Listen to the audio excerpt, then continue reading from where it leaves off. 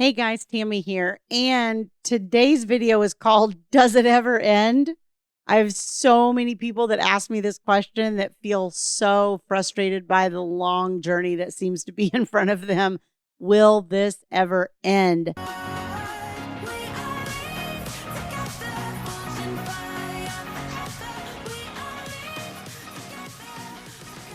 As we dive into this topic, let me just remind you, if you like this content, please hit like on the video. Also subscribe to the channel so that you get notified as new videos are released. In my experience, the chaos of dealing with a narcissistic person does eventually end.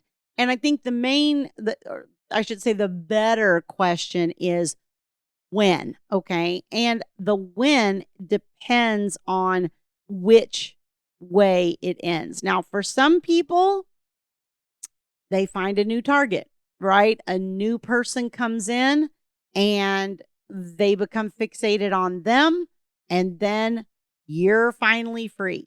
That does happen.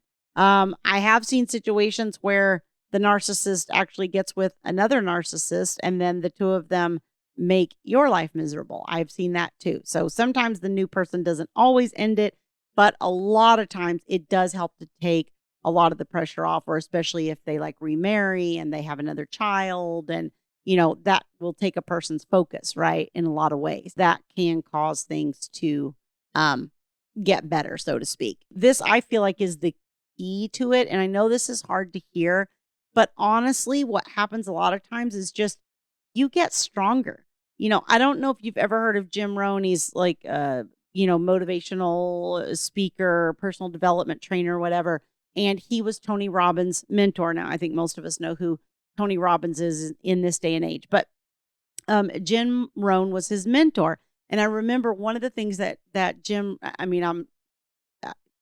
anyway, I'm not old enough to have gone to Jim Rohn seminars or anything like that. I think I was a kid, but I have listened to a lot of his stuff. And, I think he died several years ago. But one of the things he would always say is, it doesn't get easier, you get better. In my experience, you get stronger, especially if you are the one that is coming out of having been with a narcissistic person, or high conflict, or borderline, bipolar, whatever it is. There's all kinds of varying diagnoses that go along with typical high conflict personalities.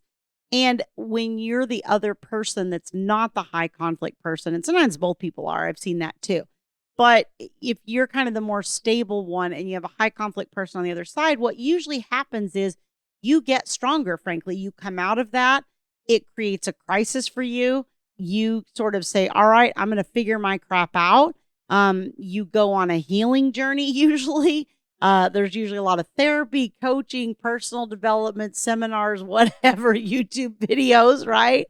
Involved in that process, and you get stronger. A lot of what the narcissistic person functions on is your fear, your anxiety, your stress. So as you get stronger and you start to recognize them for what they truly are, and you realize how, frankly, full of crap they actually are, what happens most of the time is you get stronger. And especially if you move through this court process and you can have a win or two to where people actually recognize what's going on, or, do something that makes you feel like they reasonably see the dynamic or whatever, you're going to get stronger through that process. And also, as you deal with the person, as you learn to deal with them effectively, as you learn how to draw your boundaries, as you learn how to not overreact, not, be anxious and all those kinds of things. And once you can learn to stay grounded in your own truth and not worry about what they're going to say or do or whatever, you are going to get stronger in this process. I mean, a lot of times I'll have people say to me, how do I know if I do this, if it's going to be used against me or not? I think that's a common phrase I hear a lot. How do I know if they're going to try to use this against me? Or how do I know if their attorney's going to try to use it against me? And my answer to that is always, they will. You don't need to worry about how do I know? The answer is they will. They always will. They will always pull out every stop on everything they have to try to use it against you. And while that can sometimes be sort of an overwhelming feeling like, oh Lord, I can't win, right? It sort of brings up that kind of thought. But if you look at it the other way and say, okay, well, then no matter what I do, they're going to try to use it against me. So I'm not going to base what I'm doing on them.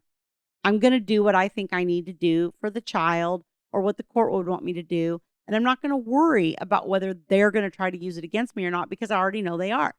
Right. So it's not like you can pick the right thing and they're not going to try to use that against you. Like, that's not going to happen.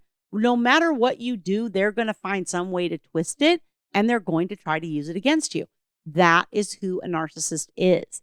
So you are only going to move through this by getting stronger and not letting them create the fear, anxiety, and stress that they are currently causing. And honestly, foundationally, this is where I start with most coaching clients is first, we got to build your foundation to get you on stable emotional ground. Because if we don't do that, nothing else you try to do after that is going to work, because it's all going to crumble.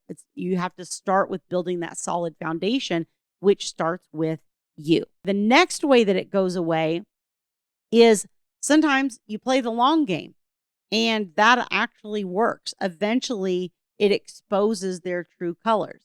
Now, I have had a couple of different clients now who had children and ultimately wanted to move away, wanted to move out of state, or wanted to move far enough away that it was considered a move away or a relocation by the court.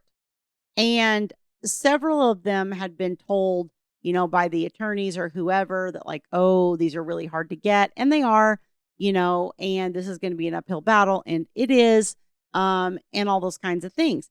But when you're dealing with a person on the other side that is not really invested in the child, and they're going through those motions for whatever reason, whether it's because they're concerned about money or they're concerned about what other people think, or they're trying to stay connected to you, or whatever those reasons are, those are not really going to stand the test of time of parenting, in my experience. Because let's face it, parenting's a tough job. It's tough day in and day out, and it's not always sunshine and rainbows, right? It's not always a boatload of fun. So anybody that's in it for any reason other than sheer love of that child is not going to stick over the long haul.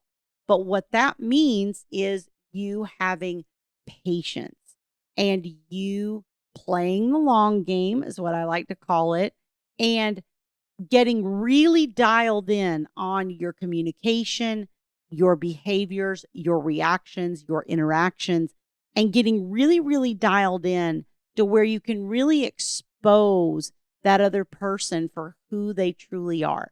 Because I know that we all have situations where we go in and we feel like this narcissistic person has always been able to manipulate everybody, and nobody is going to listen to me because they always listen to the other person. Well, I am here to tell you that what happens is the other person appears all calm and centered because they're narcissistic. Then you're triggered by your fear, your anxiety, all these things. And then you look hysterical. And then they're the person that becomes believed. So where this really starts again is with you learning not to be anxious, hysterical, educating yourself so that that fear goes away, educating yourself so that you know what the strategy is and you know what you need to do in order to accomplish this. And then you become calm, you become centered, you have a focus, you have a plan, you have a direction you're going. Boom, we're going there, and we've got tunnel vision with it, right? And then when you're very grounded in that way and you know what the goal is, suddenly your histrionics are gone, right? And then the behaviors of the other person start actually being exposed. Because honestly, with a narcissist, 99 times out of 100, when you start digging past the surface, their stories don't hold up. Why? because they lie a lot. They lie and say whatever they think needs to be said in the moment to get them through it. That's how they've gone through their whole life, just telling little fibs, little stuff here and there, just to accomplish whatever they needed to accomplish in that moment. The reason people aren't seeing that is because your hysteria is rising above it, right? And so when you can bring this down over here, then this starts to be exposed. So you're almost blocking the exposure of it with your own stress, fear, and anxiety. So that's the part that we have to get control of. Like I said, originally I've had these two clients, both wanting move-aways. I've got one after 5 years that finally got it. It was a very, very long journey, and I'm sure she is in her new place, and I know she listens. And so I'm very grateful to have, been of help and very honored to have supported her on this journey. I hope her and the child are doing well, but they have recently relocated. But it was a very, very long haul. It didn't happen overnight, and you've got to stay the course. The other person, very similar situation, 7 years it took for that one to get their move away. So this is not an overnight thing. This is not something you can just flip a couple behaviors, flip a switch, run into court, file, and you got it. It doesn't work that way. This is a long-term process, and we've got to build it as we go. And that starts with building your own foundation. But, a lot of times once you're able to move and once you're able to get away like that, again, if this person is only doing it for money or connection to you, or like I said, these other things that aren't really about the child, that's the point at which a lot of times they will fade away and then it will end. Moral of the story, start working on you. That's what's going to bring the end of this craziness sooner rather than later. I hope the video is helpful. If you would like to learn more about my coaching services, you can go to divorceuniversityonline.com/VIP-coaching. There's a link on that page. You can book a time to speak to one of my staff and learn more about my services and how I might be able to support you on this journey. See you guys next time. We'll grow in number, fueled by them to see the horizon, turn us to thousands.